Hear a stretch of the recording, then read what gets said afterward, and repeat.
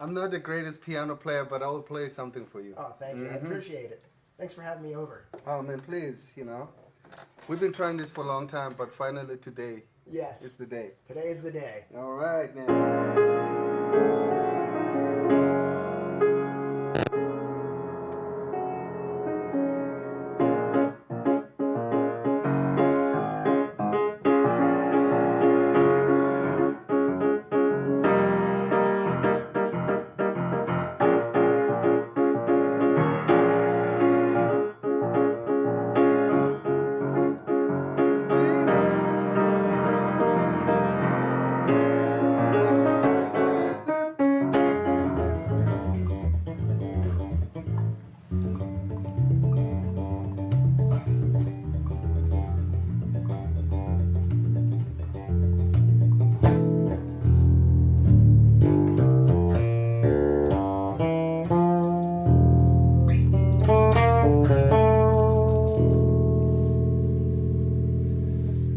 Yeah. Hey, so hi What's Bakithi. up, my It's great to friend? see you, my friend. Yeah, good to so, see you, Steve. So it's rare that I get to meet somebody who lives in wonderful Bethlehem, Pennsylvania now, Man, and travels the world on a regular basis, all over the place. I at first I didn't want to tell anybody where I live, until I was somebody recognized me at the supermarket. Yeah. And I go to Giant supermarket, and then this guy looks at me like, hey, aren't you the guy play the bass for Paul Simon? I can't say the guy's name, but you that guy. And then I said, yes, I'm that guy, And he's like, what are you doing here? And I'm like, hey, man, I'm a dad with 2 daughters. Absolutely. So that's the reason why I'm here. But this area is a hot spot. You used to live in New York, right? Yes, Well, not I originally. lived in Brooklyn, and then I moved to Long Island. Okay. Once my family was growing, a second daughter, we just bought a house in Long Island, Stony Brook, and we lived there Okay. for about 12 years. Okay, and then down the road it brought you to Bethlehem. Bethlehem is a hot spot, though, believe it or not, between the Kimmocks, between Rodney Holmes, between Mitch Stein, and Between the Sands Casino. the Sands Casino. Yeah, the things that bring people here, right? Well, You know what? I tell you something, man. Bethlehem is just amazing. It's more like a layback and a family kind of city. Christmas city. Yeah, it's a Christmas city. I mean, every block is got church, and really great for for family. Like my daughters, they go to schools here. performing arts, right? Yeah, well, they just finished the performing arts now. They moved to college. Oh, nice. My last daughter, she's 18 years old, and she moved to Westminster College, which is away Wow. from here. That's a great school, though. That's an She incredible loves school. it. She loves it. And then the older one, she's in Kutztown playing trombone and euphonium, and so Is she a music major too?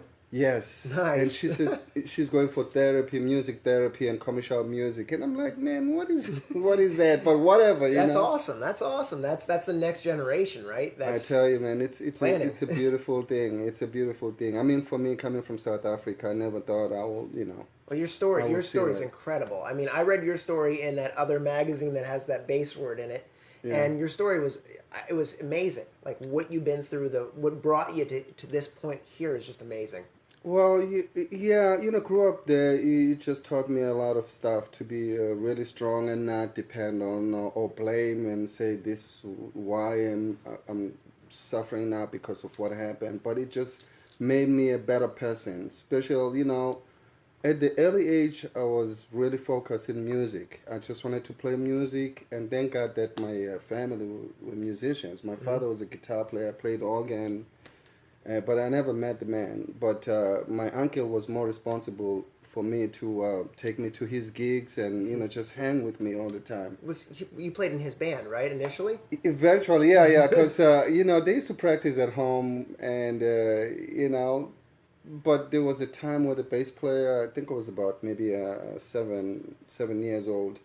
The bass player got so drunk that he couldn't play, and I told my uncle, I said, hey, I know the songs, I can play. And my uncle said, you sure? Because we have to play tonight. And then I said, yes, I can do it.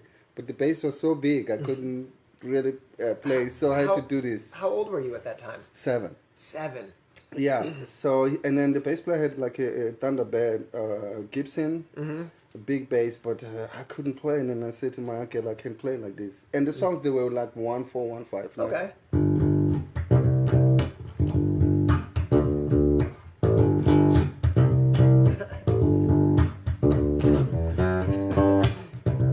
It's like the Jeff Healey style of playing, you know, almost on your lap. Yeah, well, because it's almost like the piano Like style. or like you a know. slide guitar, you know? Yeah, yeah. You have that slide. That's amazing. So I told my uncle I can do this, and I went to play the gig, man, and everybody loved the gig, especially the girls. They were like, "Whoa, you know, this kid." Well, that's why we all do it, right? So I said, "Man, I'll do it for the girls," you know. But you know, I mean, just music is really powerful. You know, it really helped me for many years until I was discovered by Paul, because I used to play on like different recordings. Mm-hmm. I didn't even know what I was doing. I was, you know, just playing some grooves, and but until somebody sent the tape to Paul, and Paul loved what I did, and That now changed I'm here. everything, right? That changed everything. It changed everything, man. It's like playing lottery, and you don't know if you're gonna win or lose, and then you win, and you're like, man, I'm Where'd you telling go? my boss, Where'd you that's it, I'm done.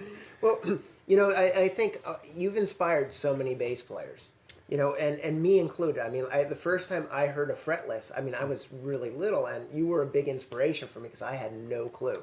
And then I heard that Diamonds on the Soles of Her Shoes, and that changed the way I thought about everything. And it was my dad was a huge Paul Simon fan, and he turned me on to it. It was like from then on, it was like, you know, your groove, your style has influenced me on a lot of levels, and a lot of other bass players out But there. you know, the thing, first of all, the fretless, you know, that was the cheapest bass that I could afford, you know, and my mother gave me the money to go and buy this bass, because I keep saying, please, I need, and then, but you know what, the bass was the cheapest, so I got the fretless. And it took me a minute to really understand how to, you know, to play. It was not about getting the notes. It was about listening, you know, listen to the instrument and get the sound before you play all kinds of stuff.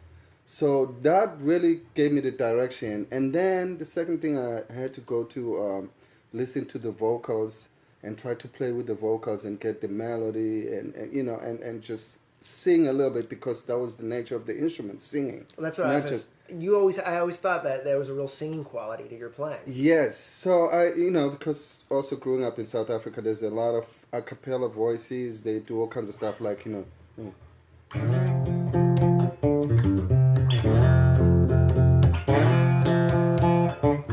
You know, you hear these voices and then double stops and all of that. So I pay attention on that.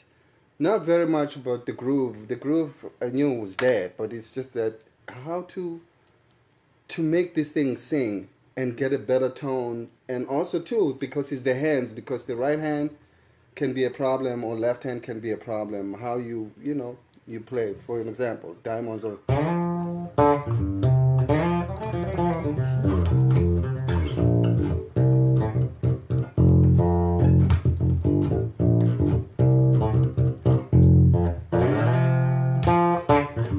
It's the feel, how you sing that, you know, that line. So really that helped me, and then I started to listen to, you know, other traditional music. And then a couple of years later, one of my friends brought some weather report. Yeah.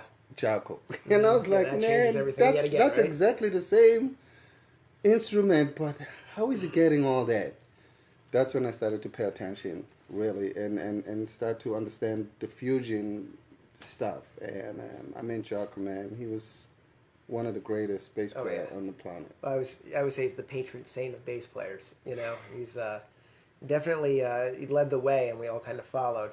But there's everybody has a bit of everybody has a story before and then a story after. You know, and the inspiration for, you know, everybody inspires everybody in different ways. The instrument, it's such a fellowship of the instrument that we don't difference between bass players and guitar players. We don't fight each other on stuff. You know, it's we learn along the way. And it's just amazing how the bass players doing things now. I mean, we have Bass Player Magazine taking care of every bass player, and then sometimes Bass Player Live, everybody plays together, and you know, it's such a beautiful community of people.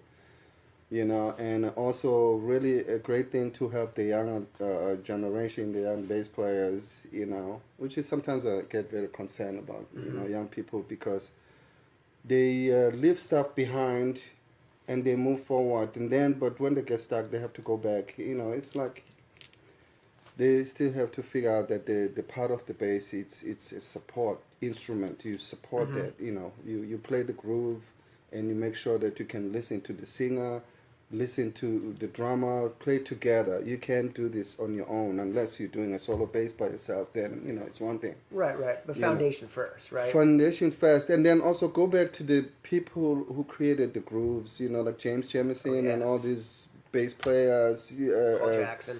Yeah, Paul Jackson, you know, with Heavy and what's Porter? I forget the George Porter. George Porter. Oh yeah, George Porter. Yeah, I mean those guys. Chuck Rainey. Oh my God, man! You know, I've George Porter is amazing. I mean, you always have to love him. Sissy Strut, all the meter stuff, the funky meters. Oh my God! Yeah, that's Nigeri Jamond, all those guys. So my thing is about the young people. Go back, listen to the groove.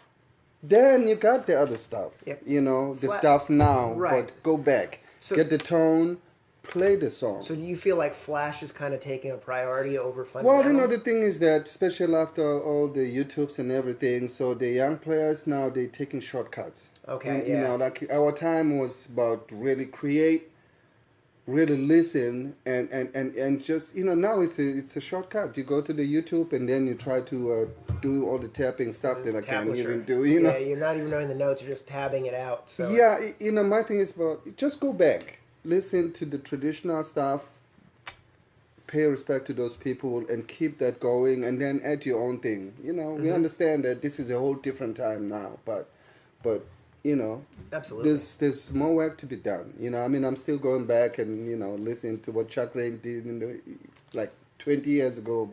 It's unbelievable. Or Anthony Jackson. I mean, another major just force. Great player. But you know, I'm sure if they hear this, they're gonna go back and try some stuff. Well, we should all go back. I mean, we all need to go back and revisit. It's not just about it's important because we want them to you know, to grow with this, you know, like, I mean, I've played on thousands of recordings, absolutely, and you know, get gold record, platinum, and all kinds of stuff. You know, it's really nice because when you play for the singers, then they can tell the story, and you give them the support that they need, and work together with the drummer. You know, just. So it's not all just about you. It's not about it's about everybody. Story. Exactly. And that's one of the things I love about your background. I mean, especially coming from South Africa. You know, there's the way that stories are told. You know, the history, the information is handed down in story, and music is just another story. And you know, when you think about the lyrics, when you think about the lines, because even the parts, I mean, it's amazing. And that's one of the things. Like, I know we're getting together and we're gushing over you know the history. But your album, your new album, is phenomenal. Yes, and it's called After All These Years of the Work That I've Done. And we'll have a picture of it on the page, so don't worry. You guys will know where to get it. And it's amazing. You know, I've been listening to it in my car nonstop for the last week. And I have to say, it definitely brings up, it conjures a story, it conjures a landscape for me. Like, when I hear it, I can kind of hear your roots. And I can hear where it's coming from. It's the story, you know, because even now I'm here, I've been here for like now 30 years. 30 years in South Africa and then 30 years in America, and then I got my citizen as American. But I'm still carrying that root from home because that's what got me here, you know. And it's my music, it's all about that. And then also it's a combination of recordings that I've done with different people. I played with Randy Brecker, played in the record called Into the Sun, and he got the Grammy with David Sanborn, Bob Minzer, Jonathan Joseph, just great people. And for me, it was an educational project because I had to learn and I was reading, and but most important for me was about the tone, not really much about reading because, okay, you see what the notes, everything, but the tone to make that record, you know, Heavy Hancock the same way, and just great people.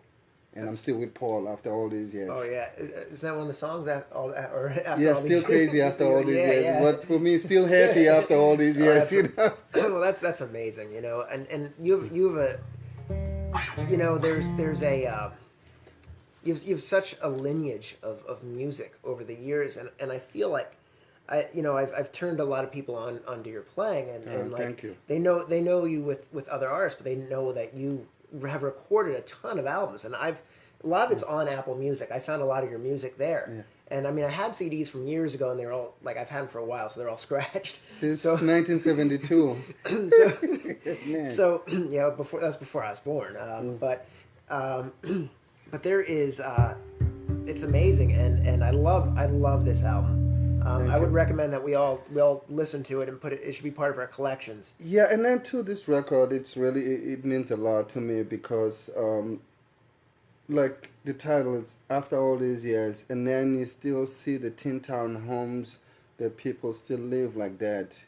You know, I mean, it's painful, and I'm doing this because also I want to go back and try to support schools, and then just let them know that I was once like these kids living in the village, but I got through it because of working hard. So but my thing is to go and support them and make sure that if anybody buys the record, the funds, they'll be going to these people trying to build up the school in the township, and That's awesome. I owe them. I owe them a lot because I want to save them. So that's why Absolutely. this record is, and it's beautiful. It is. Besides being that, It is, and it's an amazing record. yeah, and I And, great musicians who played on the Tony Sidras. He played on. He did the Graceland tour with us. Played the piano and the trumpet, and I got Joe Laurie from Sting, background singer. Morris Goldberg. And don't worry, guys. We're gonna actually. Yeah. I'm gonna have a picture of this on the Yeah. page as well, so you'll have these pictures to look at as Yeah. well. So you'll see it. But you should have the CD anyway, because remember, it goes to a good cause. Yeah, man, definitely. So you will see, and you'll know everybody is playing on this record. And is it one of the things I like to ask other bass players, especially ones that have your credentials. Say a bass player was coming up today. What is some advice that you would give him? Like where should he start? Where should he go? You mean in business or playing wise? Both. I mean, he's starting up and he wants to be a professional one day. What should he do? Well, that's a very hard question, because my thing was about really try to perfect my skills and learn as much as I can before I'm starting to think about, being professional. That's going to happen. Mm-hmm. People, they're going to discover you. You don't set yourself up to be like that person, because sometimes it might not happen. You might get disappointed. But the thing is about just do what you do and make sure that you have a voice, because right now, I mean, there's so many of us playing, but you got to find a way of people that they can recognize you, they can hear you. And then also don't limit yourself about playing one style of music. Just play everything, get involved with, African music, dark music, like I like I did. I played with the Irish band, and I was like, man, I'm playing this that kind of stuff, playing the jig, and then go play, rock and roll, and play with Mickey Hart, Planet Drum, and all that stuff. Just get involved with music, and then when time comes, you will know. Absolutely. You will know, and make sure that you get your tone right, and and then the attitude about playing. It's not about being better than anybody. It's about the respect to other people. Absolutely. And like when I go to the session, even today, I said to the people, hey, what do you want me to play? And they're like, well, just be Bakithi. And then I said, okay, I'll give you just option. I'll play some stuff, and if something is too much, please don't hesitate to tell me. Being open. Yeah, I want to be part of the project. That's my Right. thing. When I go and record, I want to be part of that project, because I don't want to hear this later and say, man, I wish I could have done something better than. So young players, the world is theirs now, so they just have to do it the right way, you know. Right. And then also go back to the original people, you know. Yep. And pay respect to those guys. And, Absolutely. So ego needs to be checked when you go in. yeah, the ego sometimes can be a problem because then you know, some people they cannot deal with that kind of situation. So, but you just gotta be really open to learn every day, even if you know too much. Just keep learning, keep learning, and good things will happen. I think that's great. I think that's great advice. Yeah, just keep learning, and then if anybody needs some lesson, please call me, talk to me. We can talk on the phone, and I can drop you some MP3 stuff you can learn, and you know. Just... Well, I know we met a long time ago at the bass boot camp at Gerald Veasley's bass boot camp. Yes. And I know in Reading. Yep, in Reading. And I think I actually asked you about some of the African stuff back then. And you're like, well, what do you want to learn? I was like, well, and it was kind of short because we only had a little bit of time at Gerald Veasley's camp. But I know you're thinking about maybe even venturing into that realm at some point, maybe having something. A bass player, something or other of that nature as well. I don't know if that's something that you're thinking about. I know it's on the back burner right at this moment because you're busy, but it may be something in the future that may be available, right? Yeah, definitely. You know, that's what I want to do. You know, even here, like you remember we talked that, and I said, you know what, I want to create some workshop here and do like a bass.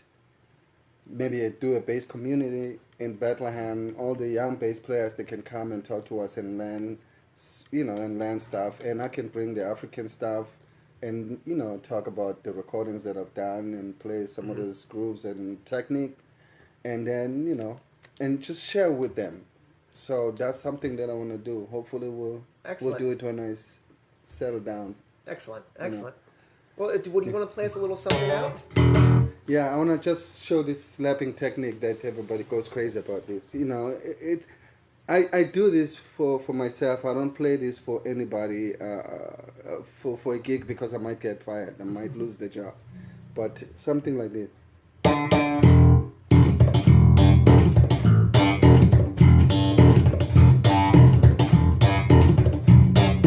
You know.